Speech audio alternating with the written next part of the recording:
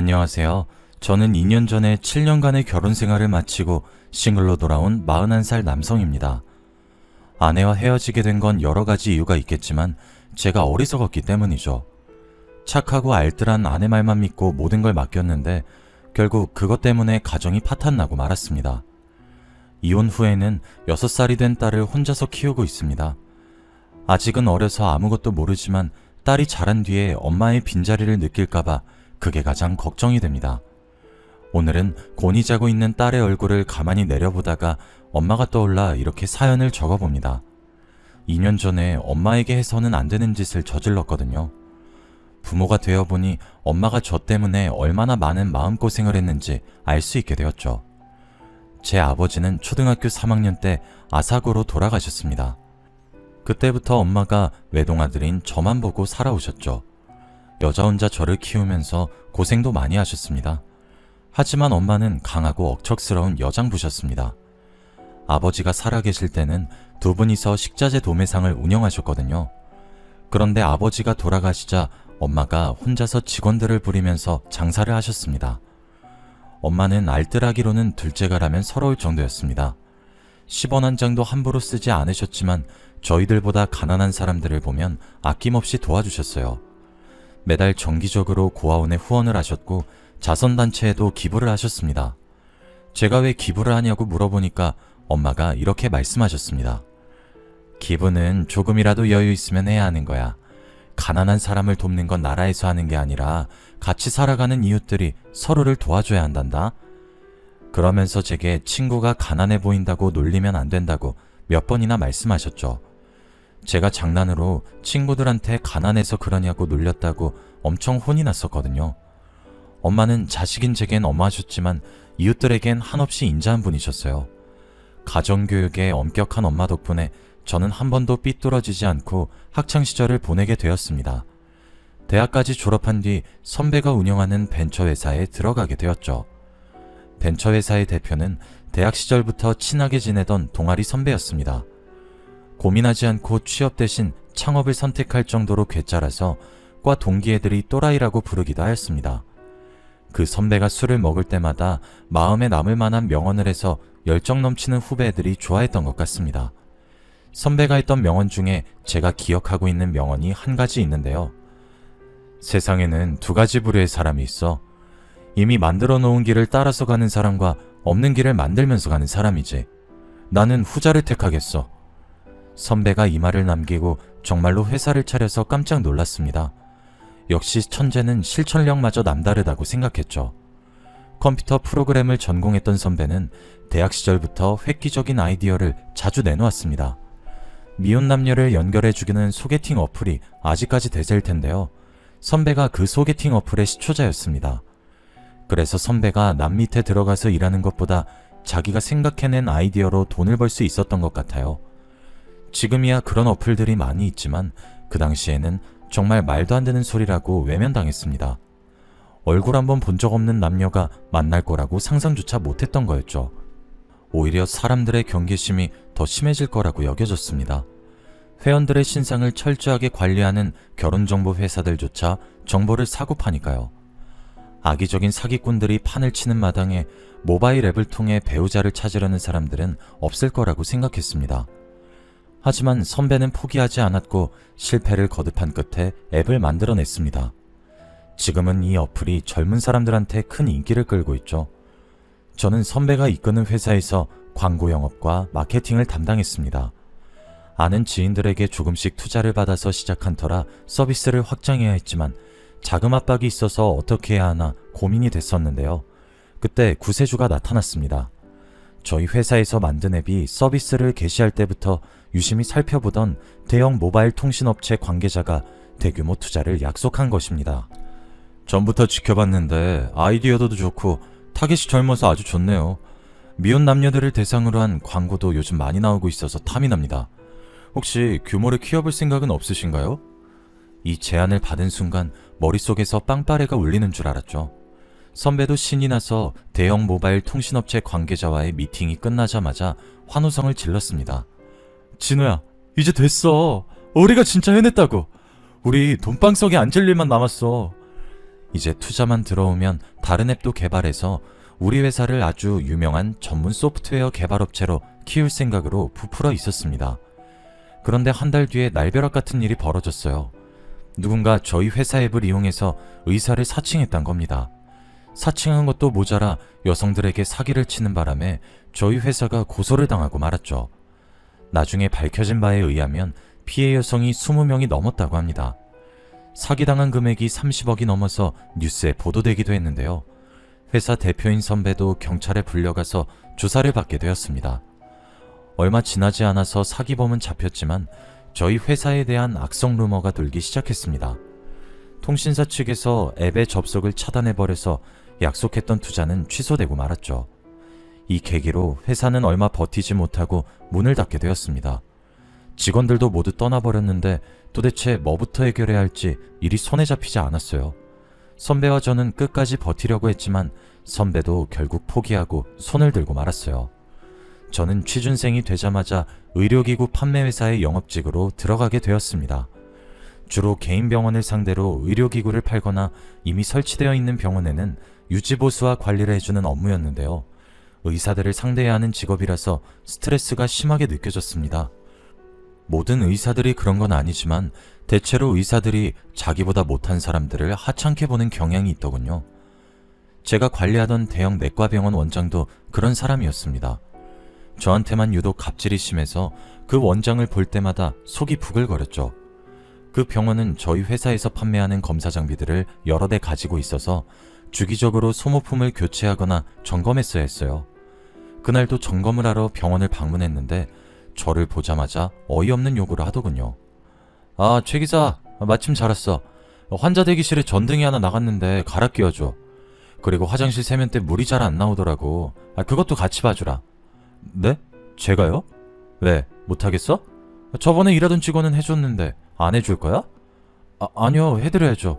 원래 이런 거 해드리는 거 아닌데 원장님이니까 해드리는 거예요.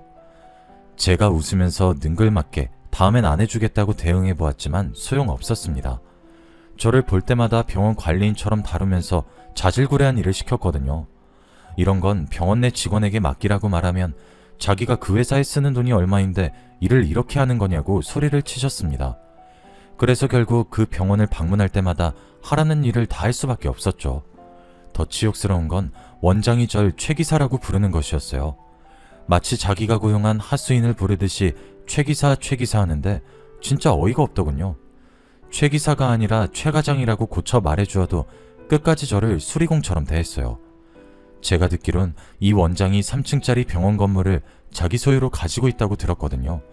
그런데 구두쇠라서 병원 관리인도 두지 않고 청소부도 파트타임으로 두고 있다고 하더라고요. 원장은 정말 꼴도 보기 싫었지만 간호사들은 모두 천사 같았습니다. 제가 힘들어하는 걸 알고 은근히 위로해 주더라고요. 병원 안에서 무언가를 고치고 있으면 비타민 음료나 커피를 챙겨주었습니다. 그러다가 눈이 맞은 간호사가 한 명이었는데 이름이 최서영이었습니다. 서영 씨한테 원장에게 3층짜리 병원 건물이 있고 의사 중에서 제일 구두쇠라는 말을 전해 들었거든요. 원장 몰래 서영 씨랑 뒷담을 하면서 많이 친해졌던 것 같습니다. 그날도 서영 씨랑 커피를 마시면서 뒷담을 하고 있었는데요. 저희 원장님 성격이 놀부 같아서 많이 힘드시죠? 그런 사람 많이 만나봐서 괜찮아요. 돈 있고 성공한 사람들은 원래 그런 법이죠. 성공은 무슨, 뼈 빠지게 공부해서 의사 되면 뭐해요. 돈은 쌓아뒀다가 죽을 때까지 가지고 갈 모양인가 봐요. 이번 달부터 저희들한테 화장실 청소까지 시켰다니까요. 글쎄, 청소부한테 돈 쓰는 게 너무 아깝대요. 원장 뒷담으로 가까워져서 그런 걸까요? 볼 때마다 서영씨가 편해지고 이야기도 더 많이 나누고 싶어지더라고요. 그래서 슬쩍 농담을 하면서 서영씨한테 번호를 물어봤습니다. 서영씨, 이러다 저도 잘리는 거 아니에요?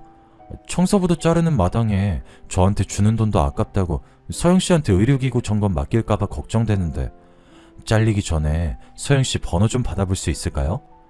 당연하죠. 저 과장님도 잘리면 이 병원 그만둘 거예요. 월급도 너무 짜게 줘서 더 다닐 이유도 없거든요. 서영씨가 제 농담에 까르륵 웃으면서 번호를 주더라고요. 앞으로 서영씨랑 연락할 생각에 너무 기뻤죠. 저는 그 뒤로 서영씨랑 문자를 나누면서 서영씨가 주말이면 배드민턴 동호회에 나간다는 사실을 알게 되었습니다. 그래서 저도 배드민턴을 좋아한다면서 동호회에 나가게 되었죠. 하지만 저는 어릴 때나 배드민턴을 쳐봤지 나이 먹어서 배드민턴 라켓을 잡아본 적이 없었습니다. 당연히 동호회에 들어가서 초보 실력을 그대로 드러내고 말았죠. 그 모습을 지켜보던 서영씨도 제 마음을 눈치챘는지 장난스럽게 물어보았습니다. 솔직하게 말해봐요. 배드민턴이 좋아서 왔어요? 제가 좋아서 따라온 거예요? 들켰네요. 서영씨랑 더 친해지고 싶어서 따라 들어왔거든요. 너무 많이 티났나 보네요. 제가 어색하게 웃어넘기니까 서영씨가 제게 배드민턴을 가르쳐주겠다고 나섰습니다. 다른 사람들이랑 배드민턴 칠 때에는 뭐 이런 따분한 운동이 다 있나 했는데 좋아하는 여성이랑 운동하니까 그렇게 신날 수가 없었습니다. 그 뒤로 따로 만나서 연습하고 같이 밥을 먹고 차를 마시다 보니 자연스럽게 데이트 코스를 밟게 되었습니다. 그렇게 2달 정도 썸을 탄 끝에 정식으로 연애를 시작하게 되었죠. 서영씨랑 사귀던 와중 새로 나온 장비를 원장에게 팔려고 병원으로 가져왔습니다. 역시나 제 예상대로 원장이 거만한 표정으로 장비를 소개하는 저를 쳐다보고 있더군요. 그 눈길을 꿋꿋이 참아내고 정중하게 장비에 대해 설명해냈습니다. 원장님, 이번에 새로 출시된 혈액검사 장비입니다.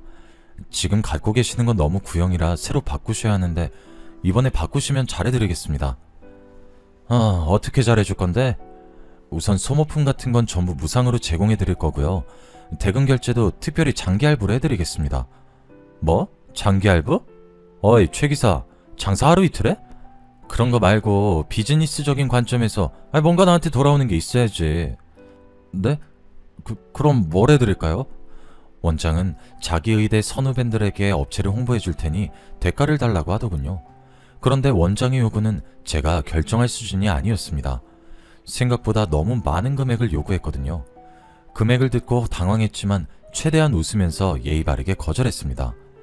네? 아이고 원장님, 그 금액은 좀 아닙니다. 다시 한 번만 생각해 주시면 안 될까요? 뭐? 투자라고 생각하고 바로 해줘야지. 바로 안 된다고 해? 이 정도도 못 해줄 거면 나가. 네가 멍청하니까 맨날 남들한테 굽신거리면서 사는 거야. 알겠어? 비즈니스맨은 거절도 못하나 봅니다. 원장은 저한테 거절당하자마자 인격적인 모욕을 주었습니다.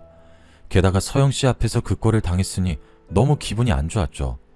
제가 터덜터덜 힘없이 회사로 돌아가니 몇 분 뒤에 부장이 저를 부르더군요. 최 과장, 땡땡병원 원장이랑 무슨 일 있었나? 최 과장 말고 다른 사람을 보내달라고 하네? 네? 담당을 바꿔달라고 하셨다고요? 원장은 금전적인 요구를 들어줄 만한 담당이 오길 바랬나 봅니다. 자존심이 상하는 일이었지만 한편으론 잘된 일이라고 생각했죠. 서영씨 앞에서 원장한테 무시당할 일은 없을 테니까요. 원장의 요구대로 제 담당 구역이 바뀌었습니다. 제 구역에 원장이 없어지면 마음이 한결 편해지더군요. 원장에게 쏟을 에너지를 서영씨에게 쏟을 수 있어서 좋았습니다. 그렇게 서영씨와 1년 정도 연애를 하다가 부모님께 서영씨를 소개하는 자리를 가졌습니다. 저희 엄마가 관상에 관심이 많이 있어서 오목조목 따져보시는 걸 좋아하셨거든요. 서영씨를 진지하게 만나고 있어서 엄마가 어떻게 보실까 기대가 됐습니다. 다행히 엄마가 서영씨를 보자마자 마음에 들어 하시더라고요. 눈매가 아주 선하고 착해 보이는구나. 관상만 좋은 게 아니라 윗사람을 대하는 태도나 말투도 예의가 있고 가정교육을 제대로 받은 것 같아서 마음에 든다. 엄마가 좋은 사람인 것 같다고 칭찬하니까 저도 괜히 기분이 좋아졌습니다. 서영씨와는 한 달 뒤에 결혼식을 올리기로 하고 결혼식 준비를 하고 있을 때였어요. 결혼식을 보름 앞두고 있는데 제가 대전지사로 발령이 나버리고 말았습니다. 하지만 이미 엄마가 마련해 놓은 아파트가 있었습니다. 저 혼자 대전으로 가기에는 제 아내가 된 서영씨한테 미안했죠. 우리 아내를 두고 주말 부부로 지낼 수 없어서 대전에서 출퇴근하기로 결정했습니다. 하지만 아내는 결혼 후에 시댁살이를 자청했어요. 아니야, 우리 굳이 여기 살 필요 없잖아. 우리 신혼집은 전세로 돌리고 그 돈으로 대전에서 방 얻어서 지내. 대전에서 매일 출퇴근은 무리잖아. 나는 시댁으로 들어가서 어머님이랑 살게. 응? 정말로 시댁살이를 하겠다고? 당신 눈치 보일 텐데. 왜 눈치가 보여? 어머님이 나한테 뭐라고 한 적도 없는걸? 어머님 처음 만났을 때부터 친정엄마처럼 편했어. 어머님이라면 같이 살아도 좋을 것 같아. 당신이 그런 말 할 줄 몰랐는데 고마워. 대전 가서도 여유 있을 때마다 꼭 올라올게. 응, 여보. 나도 시간 날 때마다 내려가서 당신 보러 갈게. 안 그래도 우리 엄마 몸도 안 좋아서 걱정이었는데 고마워. 우리 엄마 케어해주느라 힘들 텐데 무리해서 안 내려와도 돼. 아내가 웃으면서 너무 걱정하지 말라고 하는데 눈물이 나올 것 같더군요. 대전으로 내려가면 아내보다 혼자 있는 엄마가 걱정이긴 했습니다. 그런데 아내가 자처해서 시댁에 들어오겠다고 하니 너무 고마운 일이었죠. 요즘 여자들은 시어머니의 시자만 들어도 경기를 한다는데 남편도 없이 시어머니를 모시고 같이 살겠다는 아내가 천사같이 느껴졌습니다. 게다가 아내는 엄마의 기분을 잘 맞춰주면서 며느리 노릇을 톡톡히 해냈습니다. 제가 주말마다 올라오면 엄마가 입에 침이 마르도록 아내 칭찬을 늘어놓았거든요. 아유, 잘 왔다. 내가 어제는 드라마 보다가 드라이브 가고 싶다고 말하니까 갑자기 차 끌고 인천 앞바다라도 보러 가자고 하는 거 있지? 나도 성격이 깐깐한 편인데 새 애기는 뭐 하나 내 눈밖에 나는 게 없더라. 음식도 잘하고 눈치도 빠르고 집안일도 완벽하게 잘 해내는데 진짜 내 딸이었으면 좋겠더라. 그 말을 듣는데 가슴이 찡해 오더군요. 아내는 결혼 후에 병원을 그만두고 엄마가 운영하는 식자재 도매상의를 거들고 있었습니다. 제가 병원을 그만두지 않아도 된다고 해도 엄마를 돕고 싶다고 했거든요. 말만 번지르르하게 잘하는 것이 아니라 가게 일을 하면서도 집안일도 빈틈없이 해서 엄마 마음에 쏙 들었던 겁니다. 연애할 때부터 아내가 착한 건 알고 있었지만 까탈스러운 성격의 엄마까지 완전히 사로잡게 될 줄은 몰랐습니다. 하긴 그 내과병원 원장하고 3년 넘게 일한 여자였으니까요. 당연히 야무지고 똑똑할 수밖에 없겠죠. 그렇게 엄마와 아내가 고부 갈등 없이 모녀 사이처럼 잘 지내니까 마음이 놓였습니다. 저는 아무 걱정 없이 일하는 데에만 신경 쓸 수 있었죠. 그러다 2년 뒤에 아내가 아이를 가지자 엄마의 며느리 사랑은 하늘을 찌를 정도가 되었습니다. 얘야, 이제부터 너는 아무것도 하지 말고 편하게 쉬면서 태교만 하거라. 네가 건강하고 마음 편해야 순산하는 법이다. 어머님, 저는 괜찮아요. 병원에서도 들어 누워있는 것보다 적당히 몸을 움직이는 게 훨씬 좋다고 했어요. 아니다. 이제부터 가게에 나오지 마라. 집안일도 가사도우미 부를 테니까 넌 가만히 있어. 아, 정말 괜찮은데? 엄마는 눈에 넣어도 아프지 않을 아내를 위해서 지극정성을 다하셨어요. 그 덕분인지 아내는 예쁜 딸을 낳게 되었습니다. 저희 엄마가 아들이 아니라서 실망하실 줄 알았는데 첫째는 아들이어야 하는데 라고 중얼거리는 아내를 위로하고 있더라고요. 아유, 요즘 시대에 무슨 아들. 요즘 시애미들은 아들보다 딸을 원한다. 늙음하게 키우는 재미는 딸이 훨씬 나아. 그래도 아들 낳으면 어머니께서 더 마음 놓으셨을 텐데 아쉬워요. 아들이었음 의지가 많이 되셨을 거 아니에요. 아니다. 난 너만 건강하면 됐다. 애야, 또 낳으면 되는 것이야. 엄마는 손녀를 낳아준 아내의 손을 잡고 눈물까지 글썽이셨어요. 그런데 아내를 보물처럼 아끼던 엄마가 달라지기 시작했습니다. 평소처럼 금요일 저녁에 아내와 엄마가 있을 집으로 올라왔는데요. 안방에서 아내 우는 소리가 들리길래 안방으로 가보았습니다. 그런데 그곳에서 엄마가 아내를 죽일 듯이 노려보고 있었습니다. 아내는 대역죄인처럼 무릎을 꿇고 고개를 숙이고 있었죠. 제 예상대로 울고 있는 사람은 제 아내였습니다. 어머님, 정말 잘못했어요. 한 번만 용서해 주세요. 용서? 네가 용서받을 수 있을 것 같아? 네가 양심이 있긴 하니? 엄마가 너무 차갑게 말하길래 우선 엄마와 아내를 떼어놓았습니다. 그리고 엄마에게 무슨 일이냐고 물어보았죠. 엄마, 도대체 무슨 일이야? 서영이가 무슨 짓 저질렀어? 넌 알 필요 없어. 엄마가 싸늘한 표정으로 안방에서 나가버리길래 이번엔 아내를 붙잡고 물어보았습니다. 한참을 울다가 겨우 울음을 그친 아내는 어이없는 말을 꺼내더군요. 어머님이 얼마 전부터 이상하게 화를 내셔. 내가 외출했다가 돌아오면 뭐 하다가 이제 들어왔냐고 캐물으시는데 나도 왜 그러는지 모르겠어. 오늘도 친구들이랑 약속이 있어서 잠깐만 나갔다 온 건데 갑자기 화내시는 거야. 아내가 오랜만에 친구들을 만나서 수다를 떨다가 술을 마시게 되었다고 합니다. 진짜 맥주 한두 잔만 마시고 노래방에도 갔다가 집으로 돌아온 건데 엄마가 대뜸 소리부터 지르셨다고 하더군요. 너 지금이 몇 시야? 유부녀가 애는 팽개치고 어딜 싸돌아다니는 거냐? 죄송해요. 조금 늦었죠? 오랜만에 놀아서 정신이 없었나 봐요. 다음엔 더 일찍 들어올게요. 조금 늦어? 지금 밤 11시다. 11시가 조금 늦은 거야? 그리고 시애미가 말하는데 어디서 변명을 늘어놓는 거야? 아니, 저는 변명하는 게 아니라. 됐어. 앞으로 외출할 때마다 허락 맡아. 알겠어?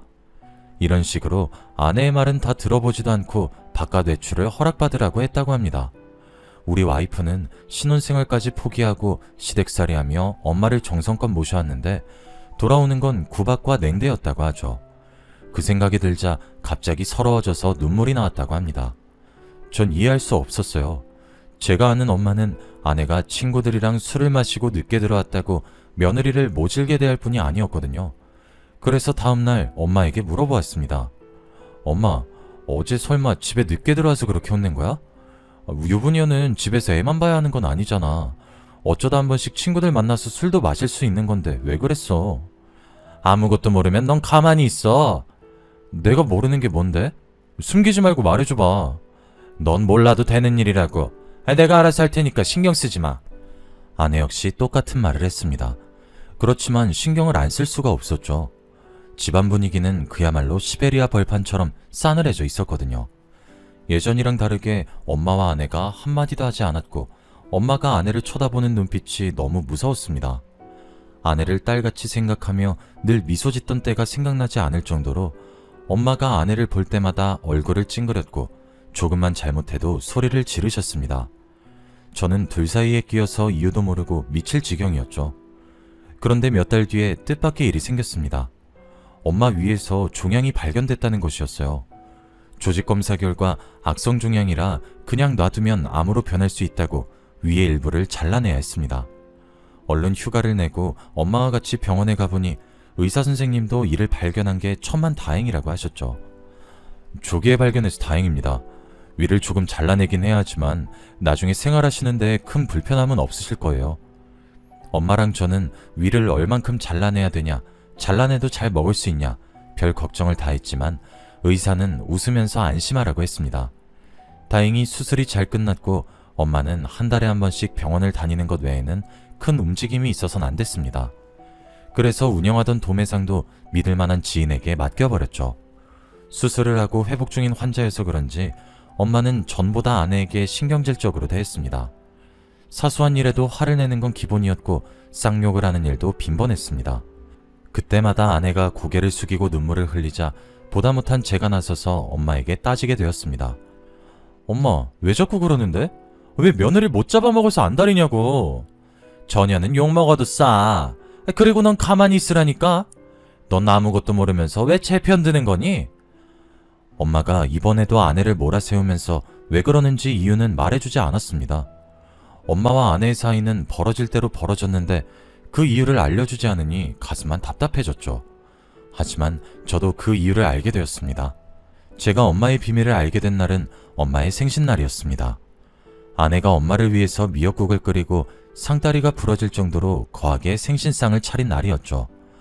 아내가 엄마를 상석에 앉힌 뒤 수저까지 예쁘게 세팅해주며 말하였습니다. 어머님, 차린 건 없지만 많이 드시고 어서 건강 회복하세요. 엄마 표정이 안 좋길래 제가 엄마보다 더 좋아하면서 아내의 상차림을 칭찬하기 시작했습니다. 야, 당신 이 많은 걸 언제 준비했어? 정말 수고했어. 우리 서영이가 엄마 위해서 만든 거래. 한번 먹어봐. 당연히 엄마도 아내의 정성에 감격하거나 그동안 폭력적으로 군 걸 미안해할 줄 알았는데 안 그러더군요.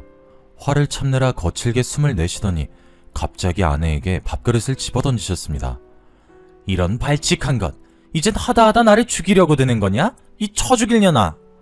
엄마는 소리를 지르면서 아내 머리채를 잡길래 서둘러 엄마 손을 떼어놓았습니다. 엄마, 왜 그래? 서영이 다쳐!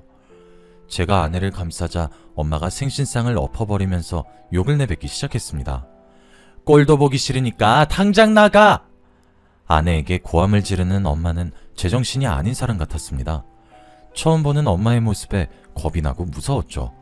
그래서 엄마가 잠잠해질 때까지 기다렸다가 아내와 함께 난장판이 된 집안을 치웠습니다. 바닥에 널브러진 음식을 줍다가 아내가 갑자기 눈물을 터뜨리며 제게 고백했죠. 여보, 나 더 이상 못 버티겠어. 뭐? 갑자기 무슨 소리야? 그동안 무슨 일 있었어? 그동안 당신한텐 숨기고 있었는데 이젠 말해야 되겠어. 아무래도 어머님이 치매인 것 같아. 당신도 봐서 알겠지만 작년부터 너무 달라지셨어. 아내의 말에 하늘이 무너지는 것 같은 절망감을 느꼈습니다. 누가 봐도 엄마의 행동이 이상해 보였지만 치매라고는 생각하지 못했습니다. 그런데 왜 숨겼어? 여자들 간의 문제라며. 어머님이랑 병원 가서 검사해봤거든. 그런데 치매라고 하는데 끝까지 거부하시더라고. 의사가 돌팔이 같다면서 당신한테 말하면 혀 깨물고 죽어버리겠다고 하는데 어떡해. 제가 집에 없을 때 엄마의 증상이 더 심해져서 고민이었다고 합니다. 엄마도 숨기고 싶어하고 어차피 말해봤자 요양원에 보내는 방법밖에 없어서 말하고 싶지 않았다고 하네요. 결국 아내도 지쳤는지 치매 클리닉에 보내보자고 하였습니다. 지금 당장 입원시키자는 거 아니야. 어머니가 어떤 상태인지 알아야 할 것 같아서. 나도 정말 이런 말 하고 싶지 않았는데 너무 힘들어서 버티기 힘들었어. 알았어 여보, 울지 마. 내가 봐도 엄마가 이상해진 것 같아. 당신 말대로 한번 해보자. 당연히 저는 엄마에게 치매 검사를 해보자고 요구했죠. 엄마는 둘이서 속닥거리더니 도대체 무슨 말을 한 거냐며 펄쩍 뛰며 치매가 아니라고 주장했습니다. 뭐? 치매? 그년이 시킨 거지? 나를 치매 걸린 노인으로 몰아세워서 가둬버리려고 수작 부리는 거 다 알아. 못 가. 난 절대 그런데 못 간다고. 엄마, 제발 이러지 마. 엄마가 치매가 아니라면 갑자기 화내고 이런 이유를 말해줘야 할 거 아니야. 며느리가 왜 싫은데? 왜 나쁜데? 그게 진호야. 네가 전현한테 속고 있는 거야. 전현이 글쎄. 엄마가 무언가 말씀하시려던 순간이었어요. 그때 갑자기 우당탕 쓰러지는 소리가 들리길래 서둘러 거실로 나가보았습니다. 아내가 그동안 쌓인 스트레스 때문인지 쓰러져 있더라고요. 쓰러지면서 서랍을 밀쳐내서 물건이 떨어지고 액자가 깨져 있었습니다. 여보, 괜찮아? 지금 왜 이러는데? 제가 얼른 아내를 흔들어 깨워보았지만 일어나지 못했습니다. 그래서 얼른 119에 전화를 걸었죠. 그런데 엄마는 쓰러진 아내에게 엄살이다, 연기하는 거다 폭언을 내뱉고 있었습니다. 아내에게 쏟아진 욕짓거리를 듣는 순간 이성의 끈이 뚝 하고 끊어지고 말았죠. 엄마, 그냥 병원 입원해. 엄마가 지금 이런 식으로 행동하면 나 엄마랑 같이 못 살아. 뭐? 진호야, 네가 천연한테 속고 있는 거야. 난 정상이야. 이러지 마. 거기 들어가면 난 죽어. 끝까지 아내를 탓하고 욕하다니 더 이상 엄마 편을 들 수 없었습니다. 그 길로 구급차에 아내를 태우고 요양원에서 온 구급차에 엄마를 태웠는데요. 엄마는 저를 붙들고 아내가 바람을 펴서 그랬다고 애원했지만 듣지 않았습니다. 저는 요양원 직원들과 같이 엄마를 구급차에 태워버렸죠. 게다가 검사 결과가 나왔단 문자를 보고 병원에 가보니 엄마가 치매라고 했습니다. 치매가 확실한가요? 다시 한번 검사해보는 건 안 되죠? 다시 할 필요도 없습니다. 원래 치매 환자들의 가장 큰 특징이 자기는 절대 치매가 아니라고 하는 거거든요. 그것만 봐도 어머님의 치매 증세가 상당히 진행된 것 같습니다. 담당 의사는 엄마에게 입원이 필요하다면서 입원과 관련된 여러 가지 서류를 보여주었습니다. 저는 그 서류들에 사인을 해주었죠. 그리고 집으로 돌아가 아내와 술 한잔하면서 진지한 대화를 나누었습니다. 여보, 그동안 고생 많았어. 난 그것도 모르고 당신 오해했잖아. 아니야, 돈 버는 당신이 더 힘들지. 우리 어머니니까 당연한 거라고 생각하고 참아왔어. 엄마 증상이 좋아지면 2주 만에 퇴원하기도 한데 만약에 우리 엄마 퇴원하더라도 잘 부탁해. 많이 힘들면 내가 대전 사는 곳으로 엄마 모시던가 할게. 괜찮아. 괜히 사는 환경 바뀌면 어머님한테 다 안 좋을 거야. 당신은 어머님 걱정하지 말고 일만 열심히 해. 여보, 진짜 고마워.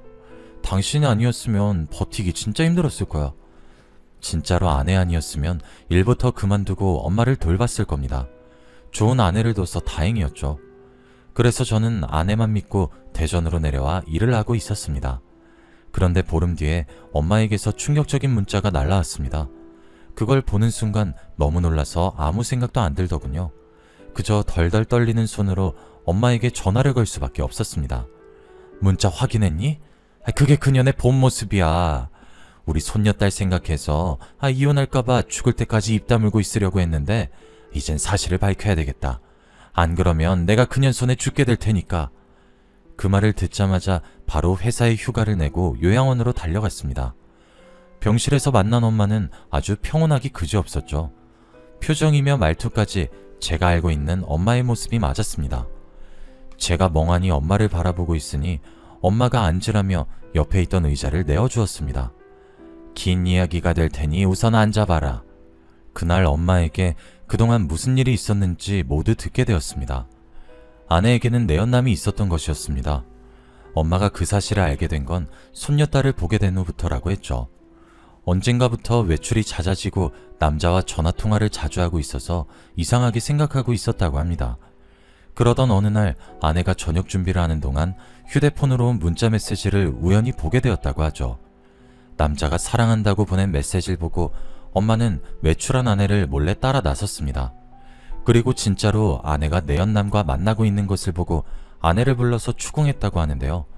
아내가 다른 남자도 아닌 전에 일했던 병원 원장과 내연 관계를 가지고 있었습니다. 그 원장은 저를 최 기자라고 갈구면서 갑질을 하던 놈이었죠. 내가 얼마나 무시당했는지 알고 있었으면서 그런 놈이랑 불륜을 저지르다니. 제가 분노에 휩싸여 입술을 꽉 깨물고 있자 엄마는 아내의 불륜을 제게는 비밀로 하고 덮어주기로 했다는 사실도 이야기해 주었습니다. 아내한테 지금이라도 정신 차리면 용서해 주겠다고 한 거죠. 우리 손녀딸 불쌍해서 가정 깨지는 걸 못 본다. 우리 아들 성격 알지? 네가 바람핀 거 하는 순간 봐주는 거 하나도 없을 거야. 바로 이혼소송 걸 놈이니까 지금부터 정신 차려. 그럼 진짜 없었던 일로 해주마. 네, 어머님, 정신 차리겠습니다. 다시는 그 사람 만나는 일 없을 거예요. 하지만 아내가 얼마 지나지 않아 그놈을 만나서 이사단이 난 거겠죠. 엄마가 그럴 때마다 아내를 불러서 야단을 쳤다고 합니다. 아내는 혼날 때마다 눈물을 흘렸지만 하는 짓을 보아하니 거짓 눈물인 것 같았습니다. 짜증나게. 재수없게 또 걸렸다니까? 이번 주 못 만날 것 같아. 당분간 조심하자. 엄마의 눈을 피해서 계속 그놈을 만났고 엄마는 모든 걸 알고 있었지만 제 가정만은 지키려고 말하지 못했던 겁니다. 그런데 아내는 정말 해서는 안 되는 짓을 엄마에게 저질렀습니다. 위수술 후 이상하게 상태가 호전되지 않아서 의료진들도 엄마의 건강 상태에 주목을 하고 있었습니다. 그런데 의사는 엄마의 몸 상태를 검사해 보더니 식사 준비를 누가 했는지 물어보더군요. 엄마가 그건 왜 물어보냐고 질문하니 의사가 믿을 수 없는 답변을 내놓았습니다. 혈액 검사 결과 독성분이 나왔어요. 누군가 고의로 환자분 식사에 독을 넣고 있는 것 같습니다. 독성분은 일반인에게는 치명적이지 않지만 위와 장을 자극하기 때문에 위절제 수술을 받은 엄마에게는 치명적일 수밖에 없다고 했습니다. 그 순간 엄마는 3년 전에 아내의 권유로 들어놓은 생명보험이 떠올렸다고 해요. 그때 엄마는 아내의 말이라면 뭐든지 믿을 때라서 두말 없이 보험을 들여놓았고 보험금 수령자도 아내로 지정해놓았다고 합니다. 아내의 불륜이 들통나자 보험금을 노리고 엄마가 암으로 세상을 떠나길 바랐나 봅니다. 엄마는 증거를 찾으려고 아내의 휴대폰을 뒤져보았고 아내가 의사인 내연남이 준 독성분을 엄마의 식사에 넣고 있었던 사실을 알게 되었다고 해요. 그래서 엄마는 아내가 차려준 독이 든 생신상을 엎어버렸던 겁니다. 저는 그런 줄도 모르고 아내 말만 믿고 엄마가 치매 환자라며 요양원에 보내버렸네요. 너무 모자란 놈이라서 그랬다며 울면서 엄마에게 용서를 빌 수밖에 없었습니다. 엄마, 정말 미안해. 내가 너무 어리석었어. 내가 바보같이 아내 말만 믿고.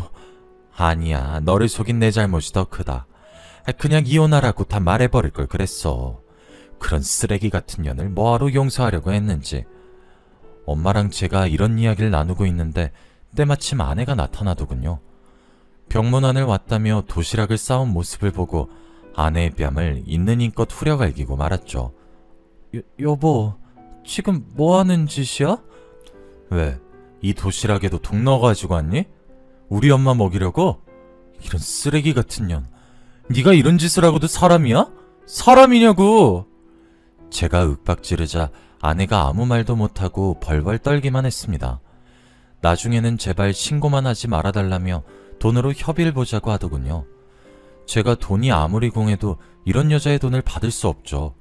그래서 저는 그런 아내의 얼굴에 이혼소송 서류를 준비하여 던져버리고 말았습니다. 아내뿐만 아니라 인간 같지 않은 내연남도 작살내 주었죠.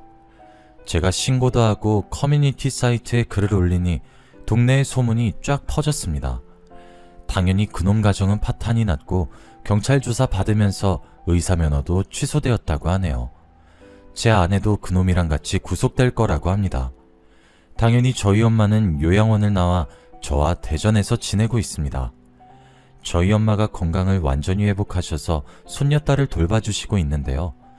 저도 열심히 돈 벌면서 무럭무럭 자라는 딸 모습 보는 재미로 살고 있습니다. 엄마는 그때 일은 잊어버린 지 오래라고 하지만 저는 엄마를 요양원에 가둬버린 그때가 잊혀지지 않습니다. 세상 누구보다 소중한 사람인데 그 사람을 믿지 않고 벼랑 끝으로 내몰았다는 생각이 드네요. 저와 엄마를 이렇게 만든 놈들이 징역을 살고 나와 잘 살까봐 잊혀질 때쯤 여러 사이트에 사연을 써붙이고 있습니다. 저는 그놈들이 잘 지내지 않았으면 좋겠거든요. 그래도 오늘은 이만하고 복수글을 줄여볼까 합니다. 여러분은 부디 이런 일 없이 행복하게 지내시길 바랍니다.